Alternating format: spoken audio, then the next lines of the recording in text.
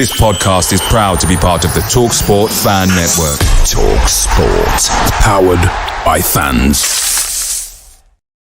Good evening, everyone, and welcome to Extra Time, the final word on the weekend's action, which ended up Manchester United 2, Wolverhampton Wanders 0. No shots on target, normal service resumed, especially for a home game. Before we get started, obviously, a big thank you to Wolf Life for powering Extra Time. Don't forget to get your life insurance or your mortgage quote directly from filling the form. And if you reach out for us, if you need anything like that, I'll put you in touch anyway. So on to the actual football itself. I had a bit of a different day thanks to Genting. I was in corporate, which was interesting. Nice meal, great view, right on the centre line. Obviously, it was different seeing being in the away end. We were going to regret it if there was any limbs, but there wasn't really any limbs because we didn't really do anything during the game, to be fair. Obviously, we're safe. Some people might think we're on the beat. I don't think there was any lack of effort, but we didn't have a shot on target, and we're going to be chewing into that. And we're going to be talking about, along with our man of the match performance rating, highlight of the day, we're going to be talking Wolves women's season. We've got our Wolves women expert, Jess, that's joining us tonight as well to talk a little bit about that. But we're also going to be asking, obviously, how do we start winning away from home? We've got a great home record under Lopetegui, but the away record is not great. And it was another defeat. Okay, it was to Manchester United, who've got a fantastic home record this season. I think they lost to Brighton on the opening day of the season, and they haven't lost since. Obviously, Brighton today have gone and, you know, we felt bad about Brighton when we beat 6-0, but they cut Arsenal apart at the Emirates today, and they're basically, the title, you know, is gone for Arsenal. They've blown it. So they're probably having a little bit of a meltdown right now, whereas we can chill out, you know, look back on the game and look forward to what's got to change in the away game. We need to be a lot more like Brighton next year, surely. Anyway, we're going to be bringing, as I say, first of all, bringing on the voice of reason, which is Jack. How you doing, mate? Evening, Dave. Evening, everyone. We all okay? Yeah, I'm taking it you were there yesterday. Absolutely. Yeah. Absolutely. For my sins. Yeah. For your sins. Returning tonight, we have Hoops with the Wolf on his shoulder again. He looks happy today, actually, mate. He looks like he's a bit of a smile on his face. It does look happy. I don't know what he's been up to, but evening from both of us, and evening everyone. Yeah, well, he does look he looks like he's got a happy smile on him today. I mean, his expression just changed. It's very fascinating. Yeah, stay tuned if you see any movement. But who knows what he gets around. I've seen his ears switched before now. If you're listening to it on the podcast, you're probably wondering what is he on about. You'll have to watch it on YouTube. And then we've got returning a young man, regular writer for the Always Wolves .co.uk website. Hello, Liam. How are you? Even Dave. Thanks for having me on the show. How was everyone? Very good. You get to watch the game yesterday? Yeah, I went. With your dad? Yeah. So I bet I'll be interested to see what your opinions are on this one as well then. And then last but not least, we've got our Wolves women expert joining us tonight. Obviously, Wolves women's season just finished. They've just won the, is it the Senior Cup? The County Cup, yeah. They've just won the County Cup. And I think it's right that we should reflect on Wolves women's season. We're going to do it a little bit different this time. We're going to do it in one full hit tonight with 5 of us on the screen. So there won't be any second half as such. This is the panel for tonight. We're going to get stuck into it. And as always, just for a little bit of fun, we do have the secret word. We've already got over 100 people tuning in live to watch the show. So I want to say a big welcome to all of you guys in the chat. If you have got any questions, we'll try and put some of them up there for you, but you do want to make sure that your question gets put to the panel. You can help not only support the channel and keeping us going, But you can do a super chat and you can get a highlighted question that we can put to the panel as well. And don't forget, if you are brand new and you do want to comment, please make sure you hit that subscribe button, because only subscribers of the channel can actually comment in the chat. So, first of all, let's go to the voice of reason himself, playing in the middle of a back five at the back there now, Jack, in the old Connor Cody role. Absolutely. You were there yesterday, mate. What's your thoughts on that? We were on the beach again, weren't we? I think let's be sort of brutally honest about it. There was a distinct lack of urgency, a lack of tempo, a lack of intensity. Sorry, I don't think it was a great game overall. You know, Manchester United are a good team, but I don't think they're at their best. I think we perhaps made them look a little bit better than perhaps they were with our obviously lack of urgency. They just scored the goals, didn't they? You know, that was the ultimate difference. We didn't have a shot on target, to my knowledge. Can't remember one. That's happened a few times this year. I think we worked it out on the way back. I think 12 out of our 36 games this year we haven't scored.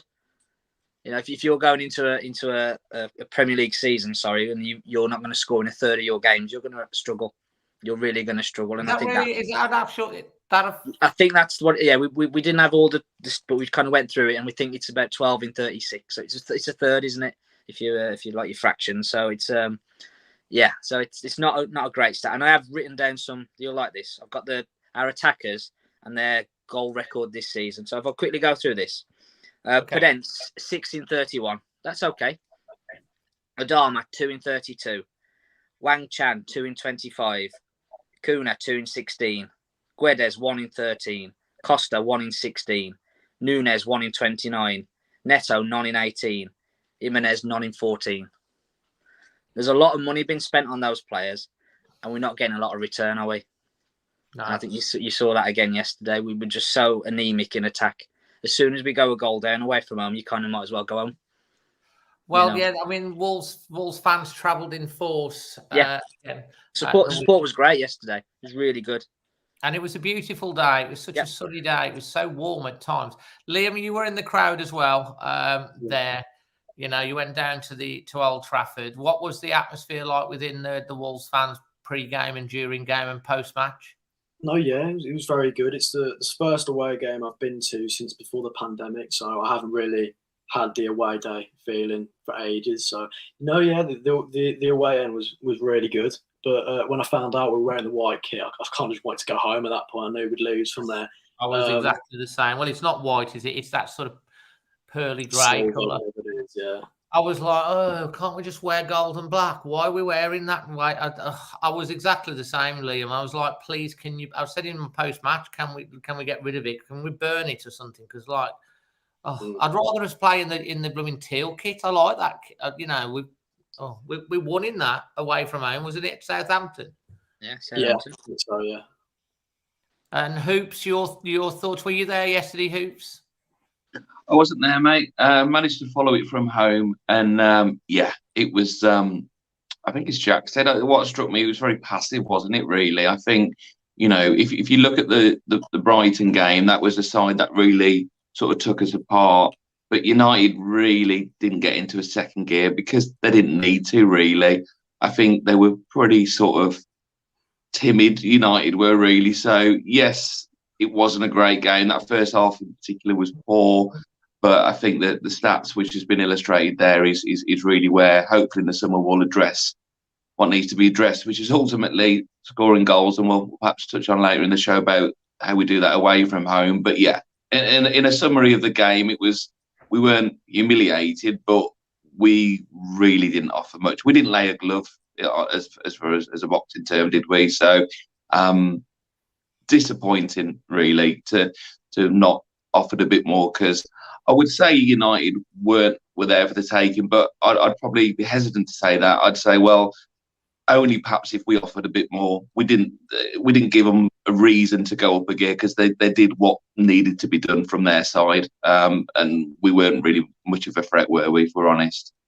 I've got to say, I'm absolutely agree with that. You say that we didn't lay a glove on them. I'll tell you what, I'm glad that Dan Bentley was laying gloves on some of their shots, because like he made a great debut. I mean, we've got to take a moment to step back. And Dan Bentley, when he came, he said it's always his dream to play in the Premier League. He's worked his way up from the bottom with his dream of playing in the Premier League. J-Lo give him his debut on what a stage, Old Trafford, to make his Premier League debut. And, I don't think he could do anything with the goals. He made, for me, 4 really good saves. If you include the one in the first half, which was looping over him and he tipped it over the bar as well, his reactions were good. He kept us in the game at times. And, I'm sure we're going to talk a little bit more about Dan Bentley's debut. But let's move over to Jess now. Now, Jess, I know that you haven't really had a chance to watch the game before. You've seen some of the highlights, and we're going to talk about Wolves women, of course. And Jess, thank you for taking time out to come on tonight, because I know you've got the first of your GCSEs tomorrow, but this is a little bit of a study break. Take your mind off everything. Just on the bits that you've seen and heard about the game yesterday, you could sort of like getting the same sort of feeling as everyone else.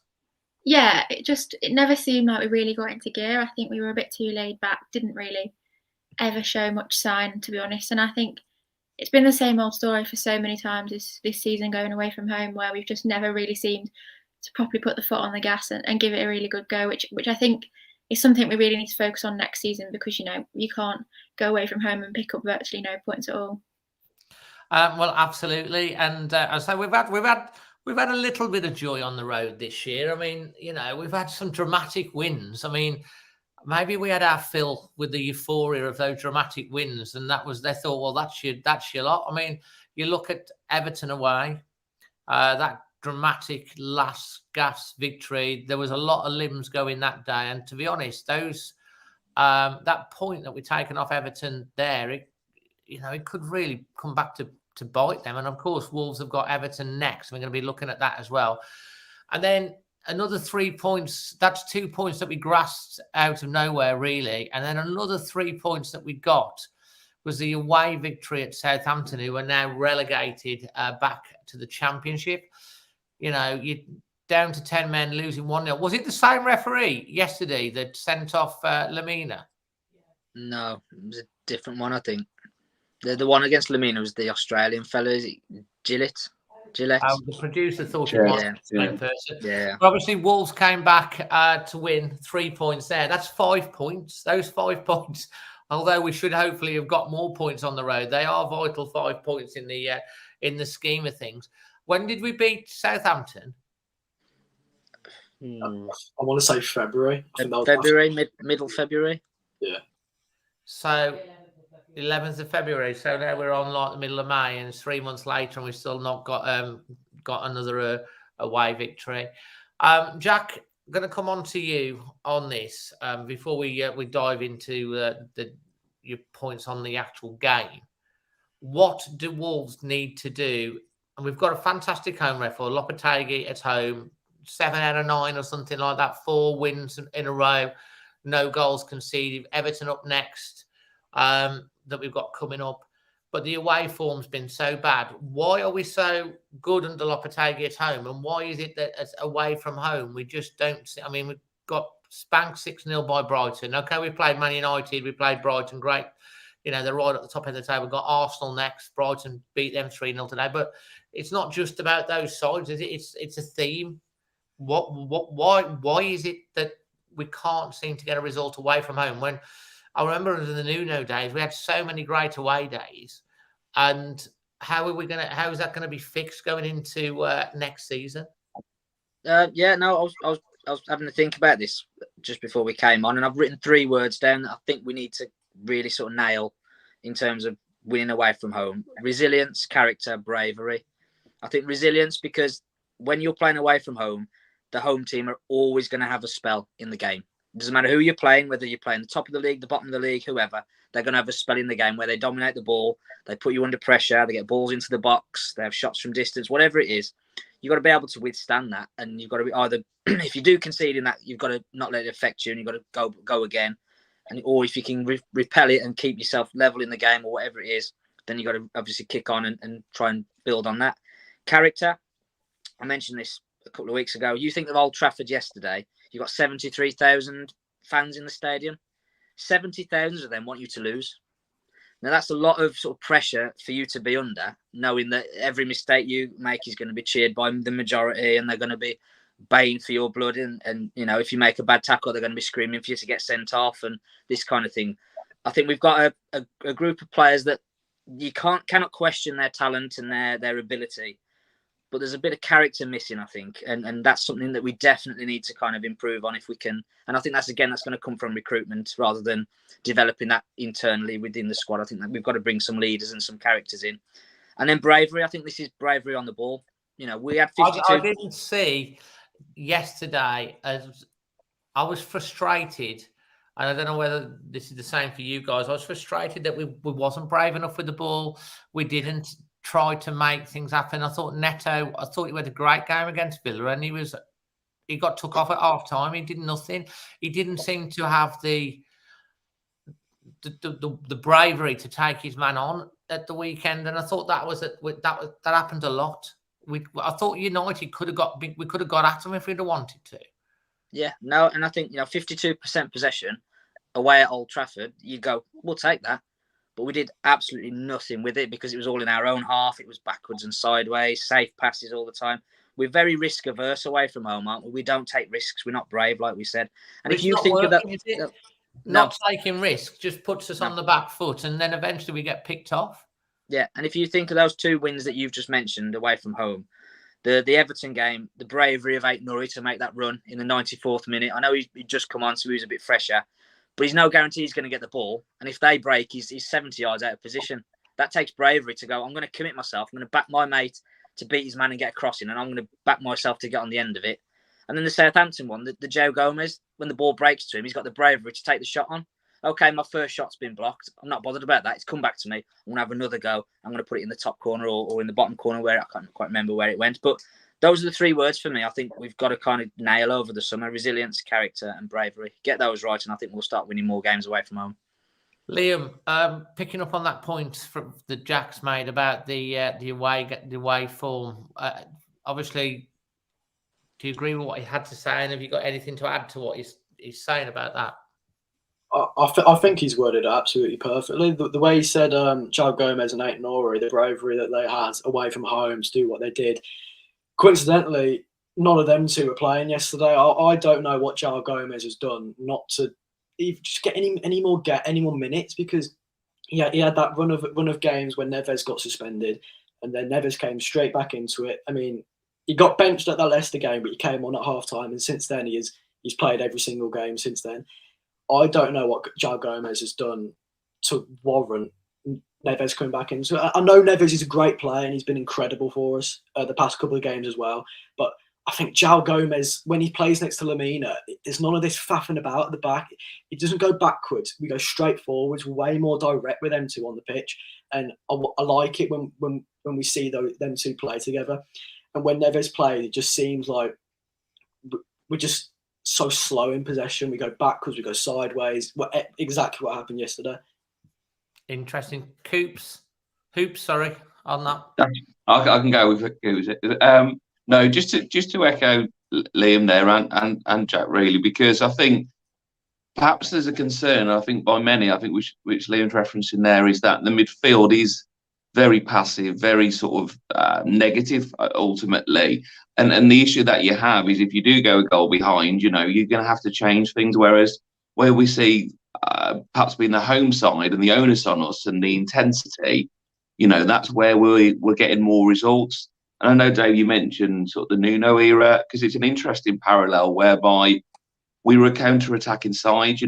Many people listening to this will remember times when we watched a Nuno side where we didn't have much of the ball.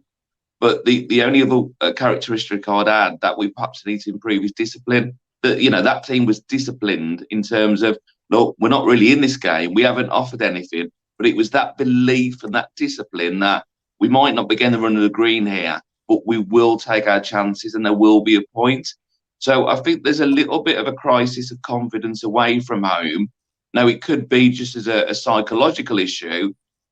And it also could be how the team is set up. So I'm really confident that can be addressed. I don't think that's a difficult one to address.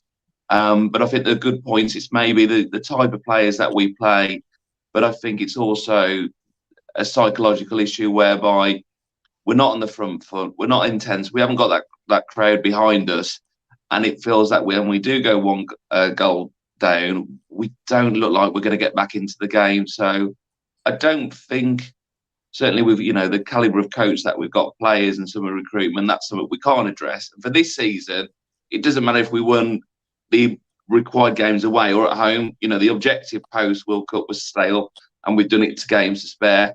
So it doesn't matter in that sense, but it's absolutely right to discuss it because the parallels are crazy, aren't they? So there has to be an underlying issue there. So I would say, and I'm with Paul, I think, Lopetegui will address it. I think he knows what he's doing. I just think it's perhaps a confidence thing, but also I think Lopetegui will look internally that perhaps how he's set up isn't productive enough to get results away from home. Okay, that's fantastic insight there. Jess, over to you. You've seen enough of Wolves this season.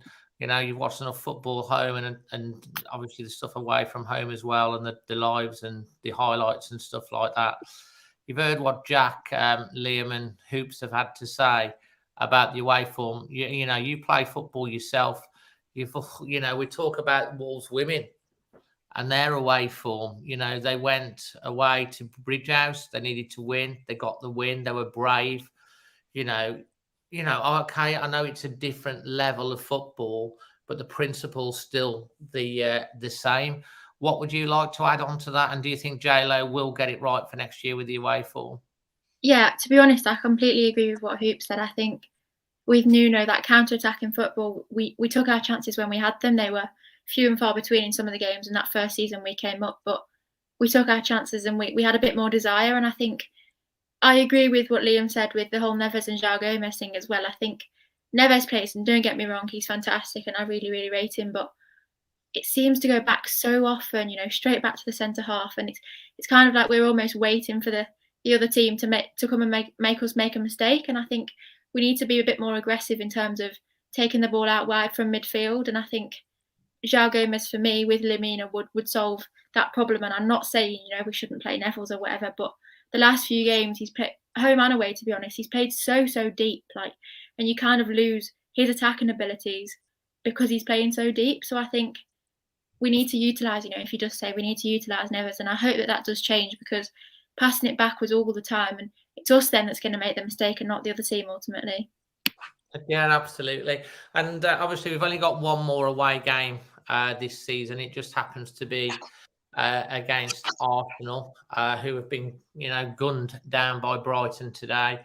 Hoping that all the people that paid up to £28,000 to buy a ticket and fly all over the world or wherever it is to come and watch Arsenal lift the trophy can get their money back, because there was a bit preemptive there. It's not going to happen. I think they've blown it the last few games. City are like a machine.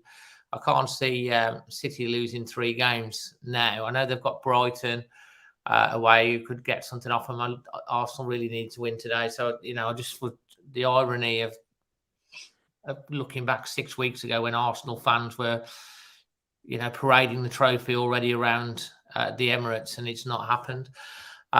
Do you think, Jess, that Wolves next season, if we, under Lopetegui, can be pushing for European places and a bit of silverware?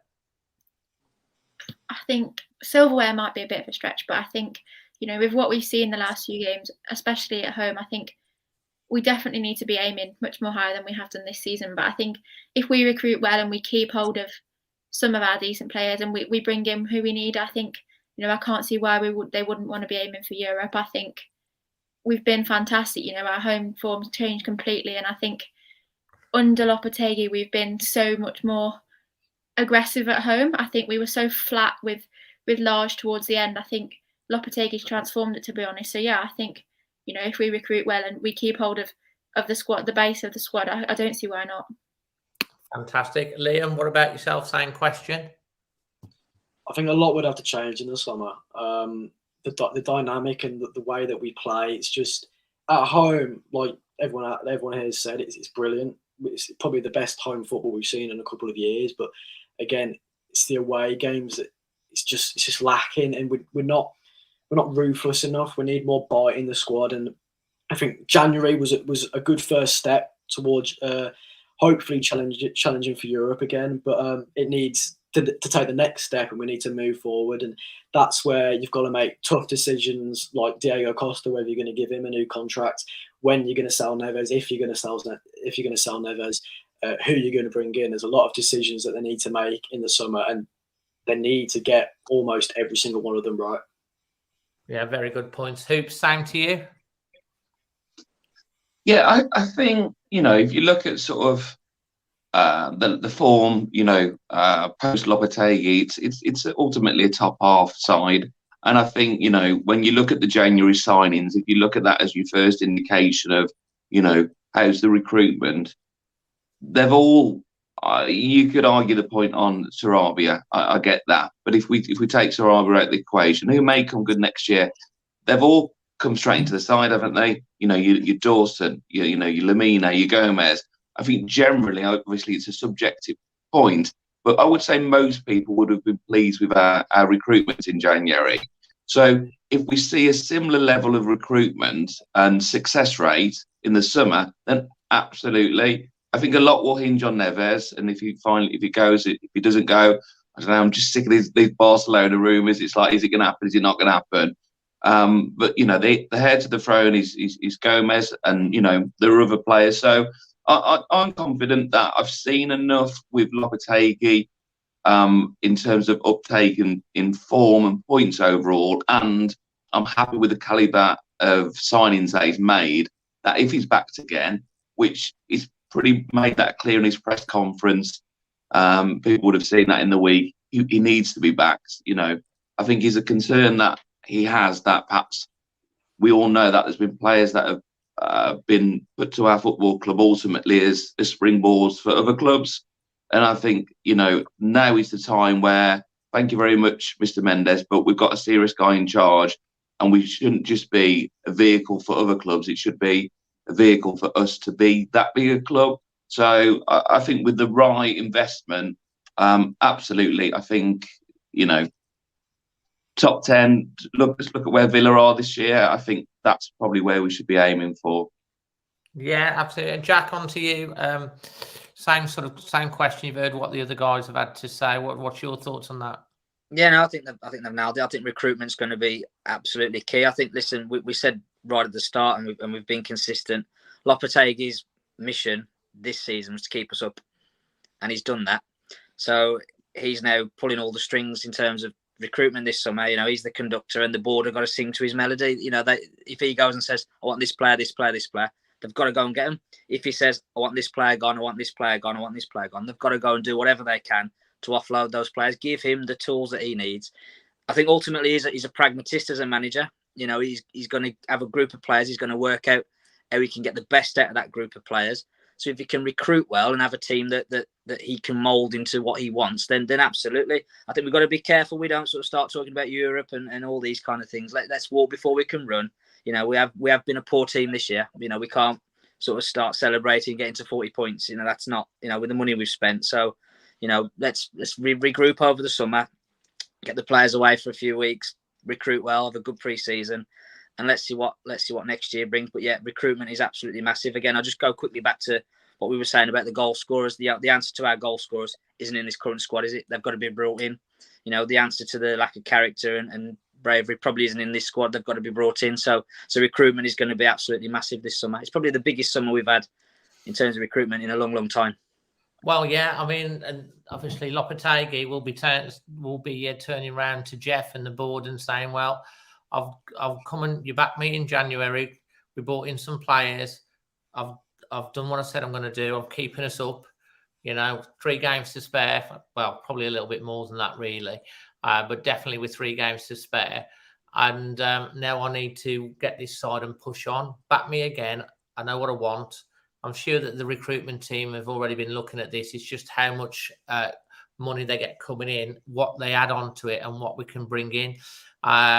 and it's going to be absolutely key because we've got to improve the away form. The home form is good. It's not outstanding in terms of results, it is, but in terms of passages of play, there's been a few games where we've been, holding on, should we say, and we should be kicking on, not holding on at home, getting the lead and then getting 2 or 3 other goals. But we have held on and we've done a good job and we've shut teams out, but we don't want to be, holding on at home for results. We want to be getting the results and then going away and getting it. And if we can do that and convert some more away points, then we can definitely be pushing top half and who knows, pushing higher. The irony is we've had a terrible season this year and we're probably going to fit the lowest we're going to finish is probably 14th or 15th. We could finish as high as 11th, having a terrible season. That's crazy. Wolves haven't finished lower than 13th. I don't think since we've been promoted. If we end up finishing as high as 13th, having a terrible season, what we're going to do when we have a half decent season? I mean, interesting. Anyway, we're going to switch for a little bit because we do have our Wolves women expert with us tonight, and you guys can tune in with this one as well in the chat, and also Jack, Hoops, and Liam can comment. But Jess, the season's just concluded. Magnificent effort on the final day. Tied on points in the end with Forest. I keep thinking back to that penalty that wasn't given. That we were there watching. Who was that against? Derby, wasn't it? That penalty's given and converted. They win the league, but they've still got to go into this damn playoff. They won the County Cup for the second year running against Stourbridge in the week, who were a decent side at their level, but they got the job done. But equal top, another season in the third tier. What do you take out the season, and what do you think is going to happen going forward for the girls next season? I think, to be honest, it's so quickly to jump on and say, well, we didn't do as well as last season. We didn't win the league, but I think perhaps last season we set the bar a little bit higher. I don't think anyone expected us to get promoted and win the league. So I think, it was pretty much out of our hands towards the end of the season. Forest did well. And I think I agree with you, Dave. You look at those decisions. That referee, we've had him, I think it was twice last season. And both games, he didn't give us a penalty that ultimately, I think, if we'd have converted them, I don't think we've missed a penalty. I think we missed one penalty the whole season.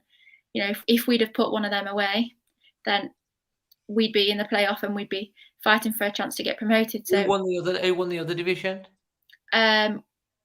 Watford. Yeah, Watford. Was it Watford, was it? Okay. Yeah, and I think that was tight as well, wasn't it? Yeah, it was. They took that to the final day. I think there was 3 teams that were close to taking it, but we played Watford 3 years ago and we beat them. I think it was like 4-1 or something. So I think it would be interesting. I think we need to. I'd quite enjoy to play a few of the Southern Division teams in pre-season to see how we match up, because I think this season coming is going to be so much more difficult. I think Newcastle have just got promoted. They're going to put loads of money into it. Burnley are going to want to get out the division. We're going to want to get out the division. I think Stourbridge aren't any pushovers. I think they'll be. Stourbridge got promoted? Yeah, Stourbridge got promoted. That's who they beat in the County Cup? Yeah, but I think, Brighouse are a decent side. And it's like, you don't think of teams like Brighouse and Stourbridge, do you? But they've obviously got a decent side. Yeah, they have, to be fair. I think Stourbridge have gone from tier 6 to tier 3 in 3 years. So I think, they're no pushovers either. So I think it'll be close. I think more and more clubs will want to start getting out this division, because the longer you're in it, the harder it is to get out. And I think we need to try and escape this season. There's no playoff next year, which is one less hurdle to have to jump over, which I think is ultimately what Mac is going to be aiming for. Yeah, so basically next season it changes, so the winners of the league do get automatic promotion to the Championship, and that's the division below the WSL, isn't it? Yeah, so I would imagine we'd probably start signing players professionally if we go up. Well, I would hope so, because I really do want. I think Wolves talk a lot about the brand. And they talk a lot about the foundation do a lot with the girls' football and stuff like that. And I would hope that they do back them, because I think it's good for the brand. And they you got the fashion, you got the music, you got the esports. having a successful women's team as well, I think that's good for the brand as well. It's certainly right on trend. I mean, I'm going to come to you first on this, Jack, in a second. But like, you look at the Women's FA Cup final today, it's a domestic record, 77,000. I think Chelsea won it 1-0 in the end. Was it Sam Kerr that scored the winner again for Chelsea? Jack, I don't know if you've been down to see any of the women's games this season. I've been 3 or 4 times. But what are your thoughts on the development of what Wolves should do on the women's side of it? You know, they've done great strides, but like investing a little.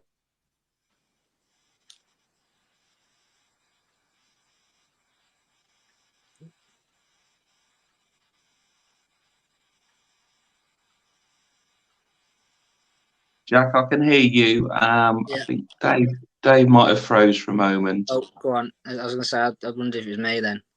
Should we carry on? Just go for it, yeah. And hopefully yeah. Dave can rejoin, yeah. Yeah, no. So I mean, I think I was going to ask Jess actually. I mean, what do you think Wolves need to do to take the next step? I mean, because obviously they've won the league last year, second this year. How do they get that next step? I think recruitment again is going to be important. I think we signed some really good players last season from the Championship, and I can't see why we won't be approaching more and more Championship players. I think the club will know that they need to do a little bit more to get up. I think it is going to be, as I said, a lot more difficult this season. I think potentially they only train 2 days a week now, so potentially if that's another option, training an extra day, paying players to come and train. I think Burnley, have started doing that. They pay their manager. I think it's a full-time wage. So I think ultimately, I do think if we need to get out of this division and keep our best players, I think we are going to have to start paying people at some point. I think, you know, it's great that they've signed Jenna Burke-Martin and she's like the head of women's football and she is in a paid position. But the likes of Tammy George, Amber Hughes, clubs in the Championship and the WSL are going to want to sign them. And ultimately, if we're stuck in this division for much longer, then they're going to leave. And I think we could have a problem if we lose quite a few players in the summer, but I'd like to think they'll stick together and, you know, if Wolves have got a plan in terms of investment, they'll give it one more season and, you know, hopefully go up. But yeah, I think investment is going to be needed, if I'm being honest, to get out of this division. Absolutely. I think it's important. Go on. Can I say, fantastic, mate. Just carry on. You're doing a great job. We'll take over, shall we? Yeah, go on. Do you want to carry on, Dave? Yeah. Now you carry on this segment because I'm having a bit of problem with my internet and I've missed the flow of the conversation. So if you just want to run with this for a little bit. Yeah, I mean, I think we were just sort of saying, you know, what do Wolves need to do to take the next step? And Jess was talking about recruitment. I mean, you look at the Lionesses as a good example, isn't it? I think there's a real buzz and an appetite for women's football in the country now, isn't there? And I think, could Wolves do a little bit more to promote it? Do you think? Is there, you know, obviously the social media, isn't there? There's that kind of thing. I know the men's team went to watch the women's team, didn't they, at Molineux, which was great to see. Do you think that the club could do more in terms of promoting it, or do you think they're doing a good enough job as it is? Definitely, I think. I don't want to sit here and slate the Wolves media team and say that they're not doing enough, but I think it has improved vastly from last season. I think last season, if we were lucky to get 2 or 3 tweets, you know, when we did quite a good journey in the FA Cup, I think we got 1 little mention, but they have been better, don't get me wrong. It's been a bit more frequent this season, but, you know, there's so many times where you just think, why couldn't they just promote it a little bit more? We played West Ham Women WSL team at Telford, you know, home game against the WSL team. And to be fair, they did push it, but it always makes me question, why can't they just do it a little bit more often? I think, you know, you can tell from the portfolio they've grown with the men's team and how much it has worked this season. There was over 2,000 at Molineux on a Tuesday night the other day for the cup final. So it is growing, but I think I'd like to see a bit more of it on, you know, the Instagram stories more so than just a retweet. You know, they often just quote tweet what Wolves women post and just say, oh, best of luck, this is happening if you didn't know about it. So, you know, the YouTube, that kind of thing that, you know, puts names to the faces for fans. You know, they've probably heard of Tammy George, Amber Hughes, those kind of players, but, you know, for people to see what actually goes on behind the scenes at Wolves women, I think would probably help to promote the team. And I think there's so many more people that have been going this season, but I'd like to think if they can start pushing that, then it'll go through the roof again next season. Absolutely. That's really well said, Jess. Just come on to Liam at first and then Hoot before we move back to the men's team. Liam, I don't know if you've managed to see any of the women's game or you follow it at all. No, I haven't had a chance this season. I think I watched a couple last season, but yeah, I like what they're doing with the women's football. I think someone picked up on it. It's good for branding and exposure because as I think it was you, Dave, the music, all of that stuff. It's very good because there's a couple of teams, women's teams that are in the Prem, and you hear a lot about them, like Chelsea, Arsenal. There's a lot done on them. So yeah, it'd be good if the women's football Wolves team can do well, because every season it seems like they're going for more. Every season they're improving. But yeah, I'm not the expert on this. This is Jess, unfortunately. And yourself, Hoops? Yeah, I mean, I was there in the week, so I used to go quite regular because Castlecroft is a half an hour walk for me. So I used to go a lot, and I've got two daughters. My eldest has been to quite a lot of the Wolves women games. Actually, I got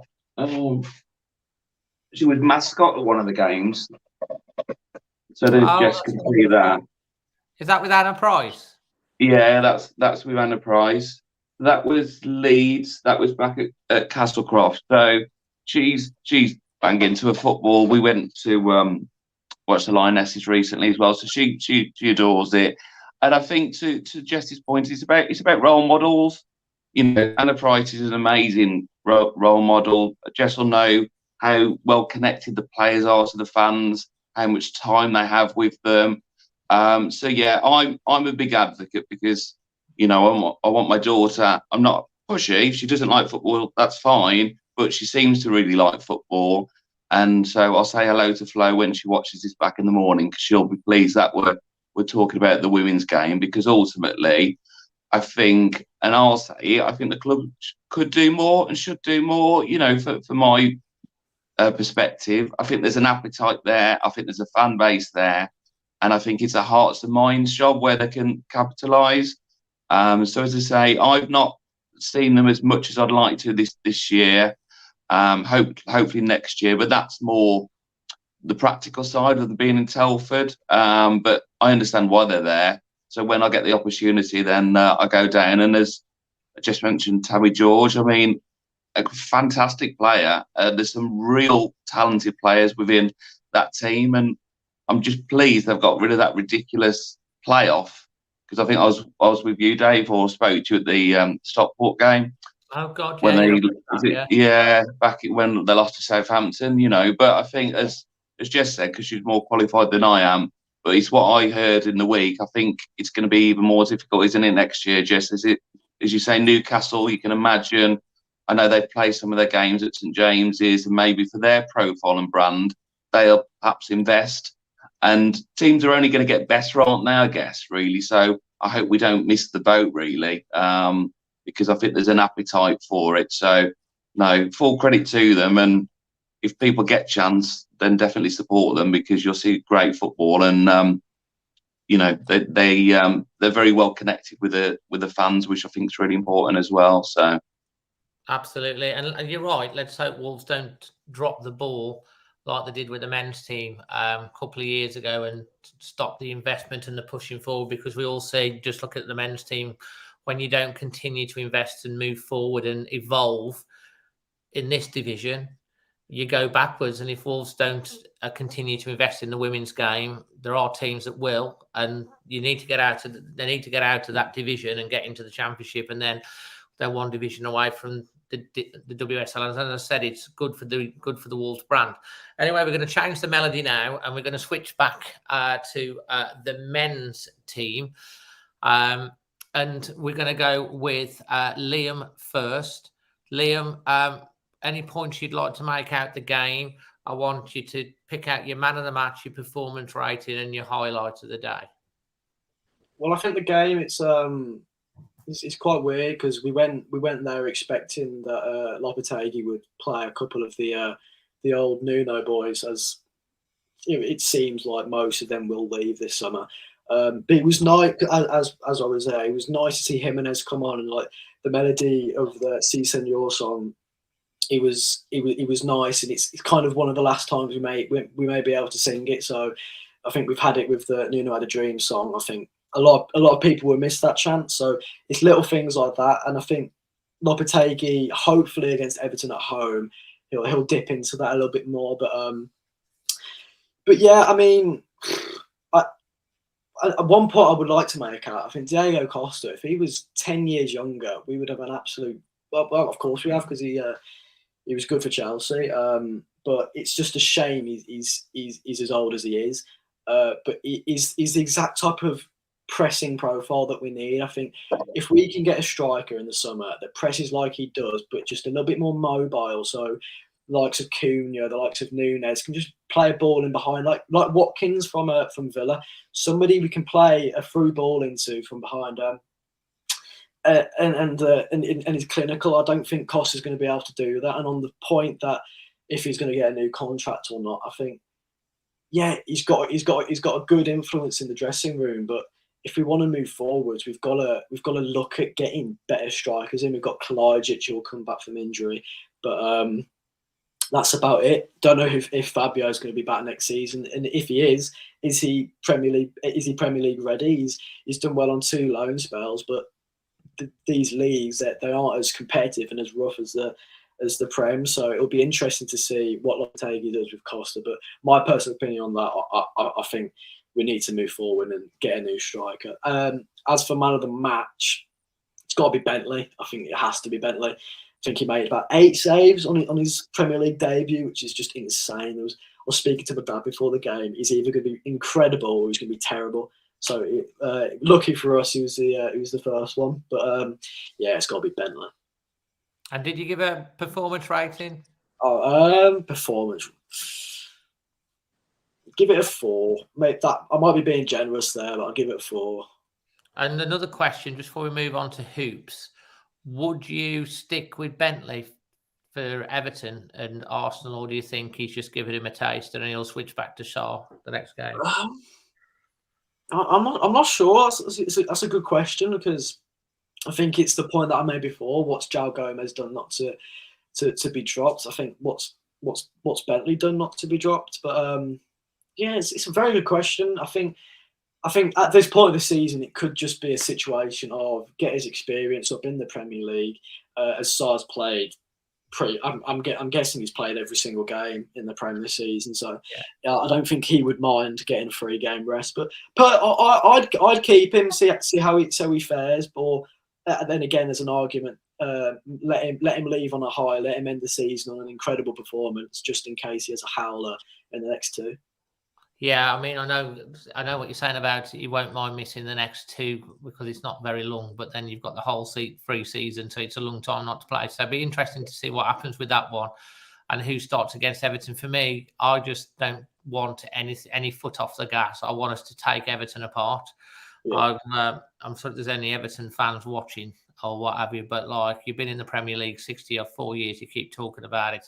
You know, it won't hurt you to go and play in the new stadium down in the Championship, and you'll appreciate things a lot more when you come back up. Hoops. First of all, any points you'd like to make about the game?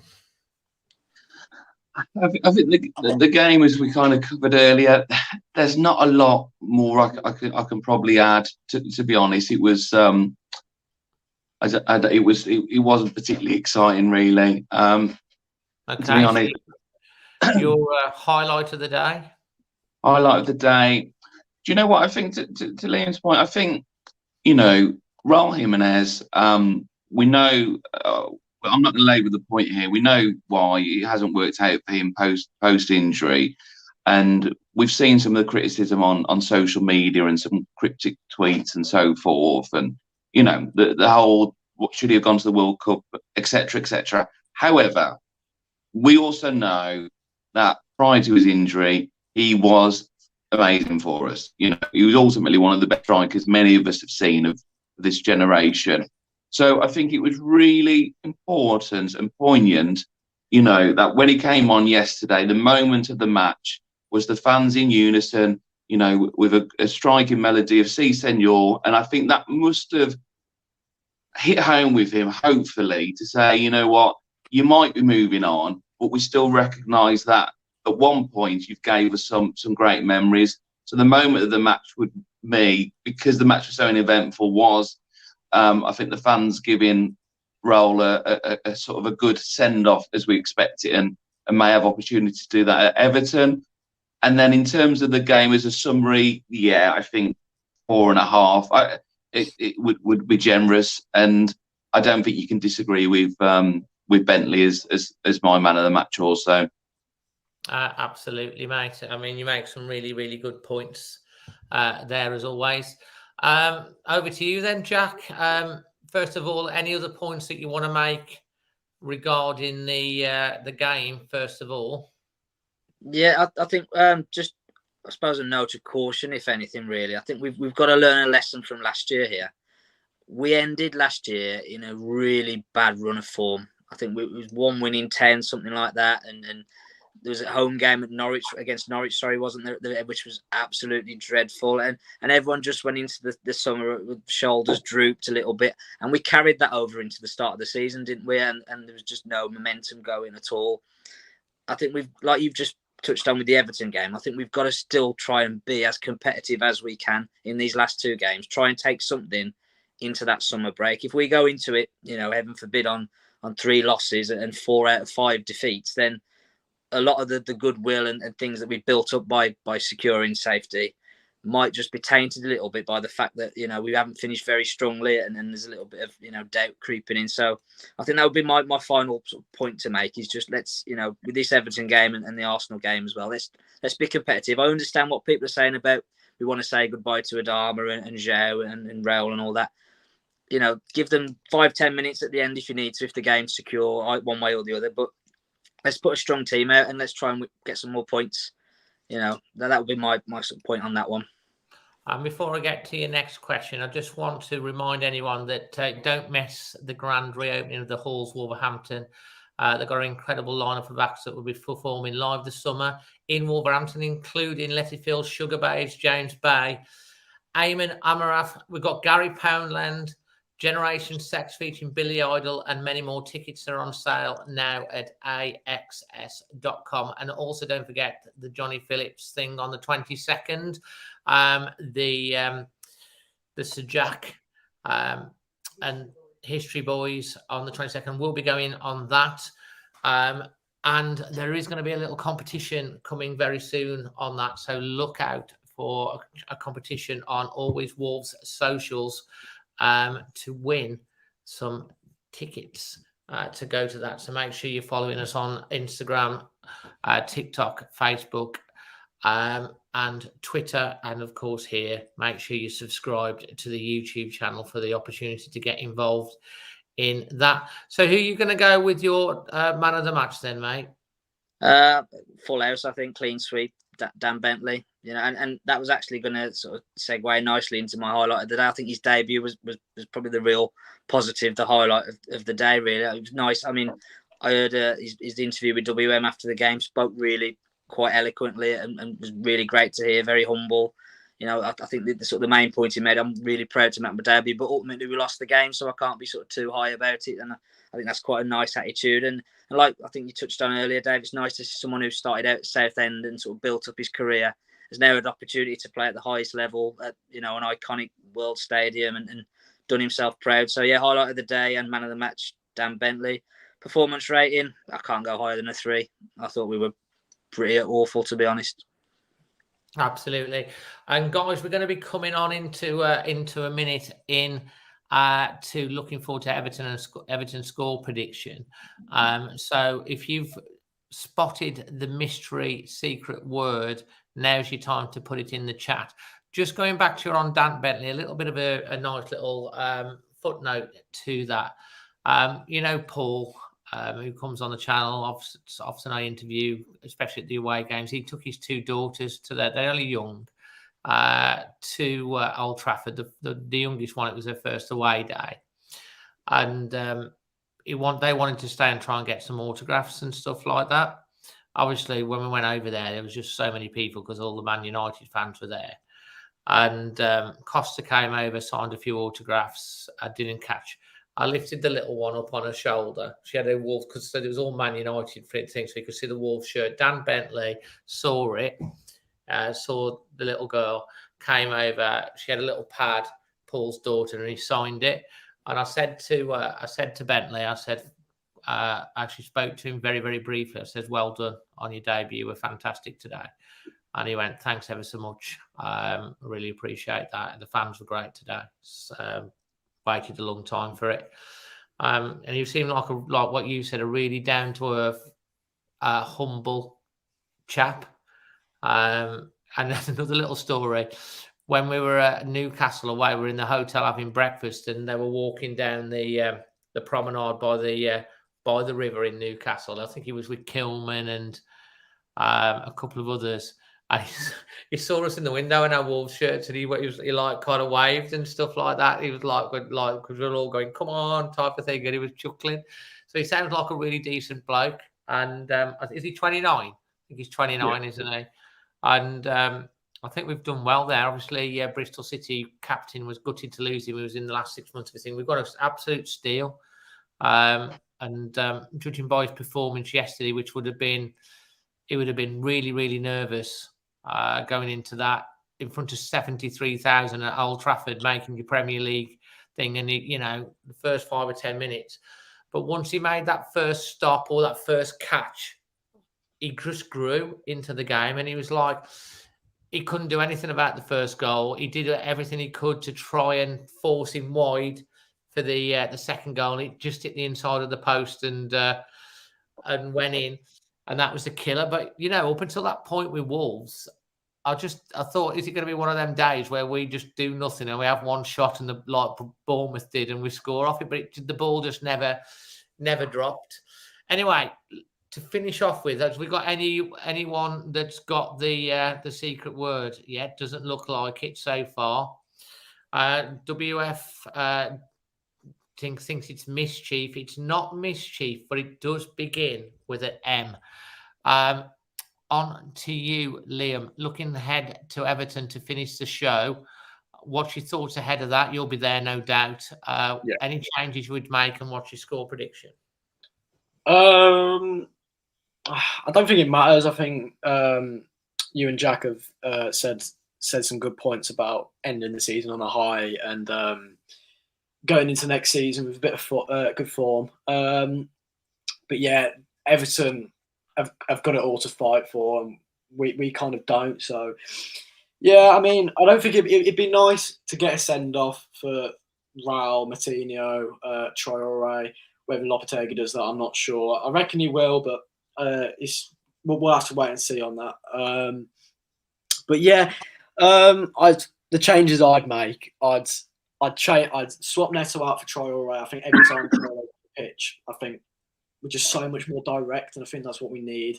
Although his end product isn't the best, but he gives us that little bit more that the other wingers kind of don't. Although Hwang was good when he came on, I would play Jimenez. I would play Jimenez because I think difference between him and Costa. I think Costa works better with Cunha, but Jimenez, I think it'd just be a game just to get his last appearance. And I understand we should be trying to end the season well, but I don't think it'd be too much of a hit to play him. Not sure about Moutinho. I think Moutinho would be one of those players who he'd bring on with like 5 minutes to spare if the game's comfortable.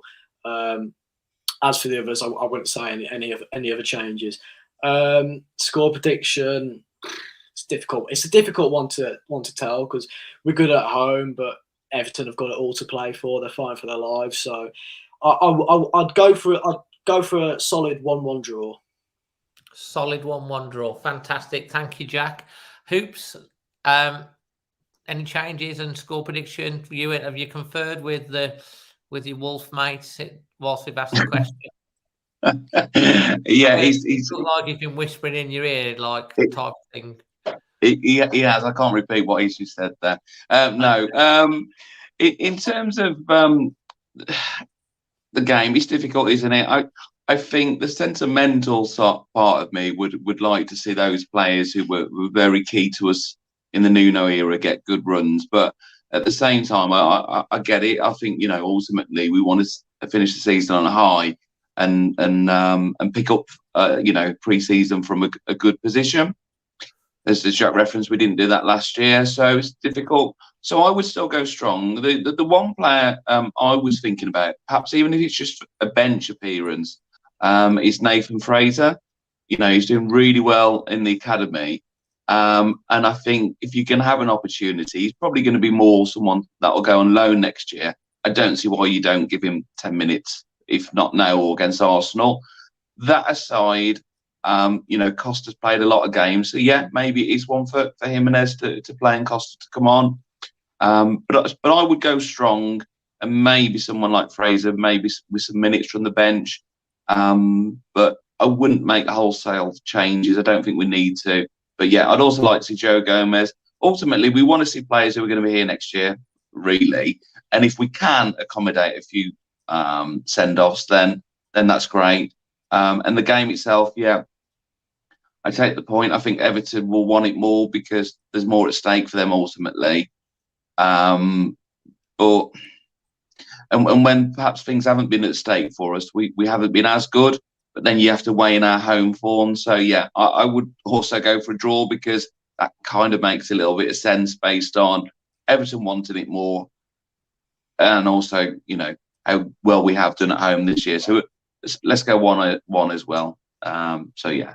Okay, so you're basically in sync with Liam. So that only leaves the voice of reason. I'm going to get you a T-shirt with that on, Jack. Always Wolves, the voice of reason. Over to you. Yeah, no, I mean, I think the lads have made some good points there. I think I'll go back to what I said. We've got to try and finish the season with a bit of momentum, a bit of confidence, a bit of form.